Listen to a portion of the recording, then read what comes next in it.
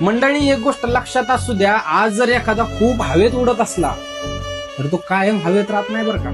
एक ना एक दिवस असा आदळतो ना की त्याच्या आयुष्यात डबल तो कधी उद्धार येत नाही. हे फक्त माणसांच्या बाबतीत नाहीये, हे प्रत्येकाच्या बाबतीत.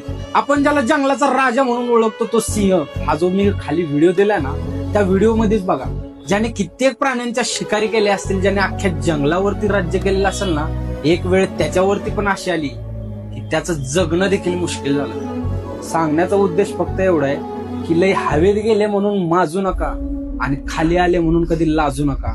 कारण परिस्थिती कोणावरती कशी ओढवेल ना हे कोणाला सुद्धा कळत नाही. भाई, त्या तकदीर आपल्या हातात आहे, आपल्या नशिबात काय आहे ना हे आपल्याला काहीच माहित नाही. आपण केव्हा खाली पडतो काहीच माहित नाही. म्हणून लय उड्या बी मारू नका आणि लय मस्ती बी करू नका.